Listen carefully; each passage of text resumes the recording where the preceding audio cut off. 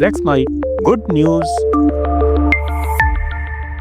Let's my good news. Jaipur की रोजी बारोलिया एक ट्रांसजेंडर है, लेकिन ये कोई खास बात नहीं है। असली पहचान है उनकी सेवा, उनका जज्बा और वो काम जो वे नई सोच नई शक्ति फाउंडेशन के जरिए हर दिन करती हैं। हाल ही वे एक स्थानीय गौशाला पहुंची, जहां उन्होंने अपने हाथों से गायों को गुड़ और हरी घास खिलाई। कोई दिखावा नहीं, कोई प्रचार नहीं, सिर्फ सच्चा समर्पण। समाज में जहां ट्रांसजेंडर लोगों को अक्सर हाशिए पर रखा जाता है, वहां रोजी एक ऐसी मिसाल हैं जो खुद तो आगे बढ़ी ही दूसरों को भी साथ लेकर चल रही हैं। चाहे वो गाय हो, महिला हो, ट्रांस कम्युनिटी हो या पर्यावरण से जुड़ा कोई मुद्दा। इस सेवा में उनके साथ तरुण शर्मा, रामबाबू, महावीर सिंह और प्रेरणा स्रोत गोपाल सिंह शेखावत जैसे साथी भी हैं। रोजी का एक ही विश्वास है, गो सेवा धर्म नहीं, जिम्मेदारी है।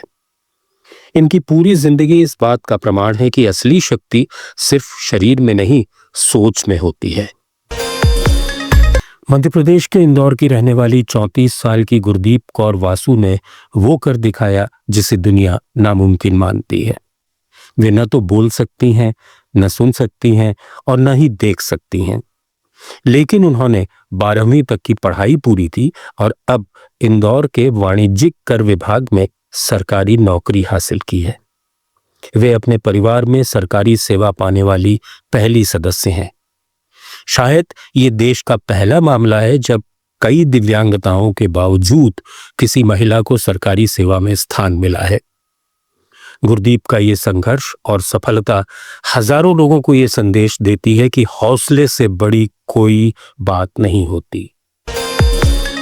कश्मीर के बांदीपुरा को कभी आतंकियों का गढ़ कहा जाता था, लेकिन वहीं एक महिला शिक्षक ने उम्मीद की अलौकिक किरण जलाई।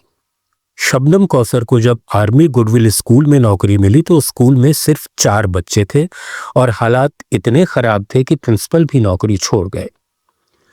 तब भी शबनम ने हार नहीं मानी। इन्होंने घर घर जाकर बच्चों को बुलाया, उन्हें पढ़ने के लिए तैयार किया और धीरे धीरे स्कूल खड़ा कर दिया। आज यहां सैकड़ों बच्चे पढ़ रहे हैं और शबनम खुद इसी स्कूल की प्रिंसिपल हैं। जम्मू कश्मीर की ही शीतल देवी के जन्म से ही दोनों हाथ नहीं थे। लोग कहते थे कि ये बच्ची क्या कर पाएगी, लेकिन शीतल ने वो किया जो शायद हाथों वाले भी सोच नहीं पाते। उन्होंने तीरंदाजी सीखी और वो भी पैरों से। पैरों से तीर चलाना, निशाने पर लगाना और फिर वर्ल्ड चैंपियन बन जाना, ये कोई चमत्कार नहीं बल्कि जुनून का कमाल था। 2023 में एशियन पैरा गेम्स में उन्होंने 2 स्वर्ण पदक जीते और फिर पैर से कार चलाते हुए उनका वीडियो वायरल हुआ। ये न सिर्फ अपनी मंजिल चला रही थीं, बल्कि लाखों लोगों के लिए उम्मीद की स्टीयरिंग भी संभाल रही हैं। कश्मीर के बांदीपुरा की एक नन्ही बच्ची ताजामुल इस्लाम ने महज 7 साल की उम्र में वर्ल्ड किक बॉक्सिंग चैंपियन बनकर इतिहास रच दिया। जब ताजामुल ने स्पोर्ट्स में कदम रखा तो गांव में लड़कियों के खेलने तक को ताना मिलता था। इसके बावजूद उन्होंने सबकी सोच बदल दी। आज वो न सिर्फ खुद एक चैंपियन है, बल्कि 100 से ज्यादा लड़कियों को मुफ्त ट्रेनिंग देती हैं। उनकी एकेडमी, उनका जुनून और उनका आत्मविश्वास तीनों मिलकर समाज की सोच बदल रहे हैं। उन्होंने बताया कि बेटियां सिर झुकाने के लिए नहीं, सिर उठाने के लिए होती हैं। महाराष्ट्र में सतारा के रहने वाले भव्येश भाटिया को बचपन में रेटिनाइटिस नाम की बीमारी हो गई और 30 की उम्र तक आते आते उनकी आंखों की रोशनी पूरी तरह चली गई। लेकिन ये अंधेरे में रहकर भी दूसरों के लिए रोशनी बेचकर मिसाल बन गए। भव्येश ने मोमबत्ती बनाना सीखा और महज 50 रुपए से सनराइज कैंडल्स नाम का स्टार्टअप खोला। आज उनकी कंपनी 9000 से ज्यादा डिजाइनों की मोमबत्तियां बनाती है और 200 से ज्यादा दिव्यांगों को रोजगार देती है। वे खुद पैरालंपिक खिलाड़ी भी रह चुके हैं।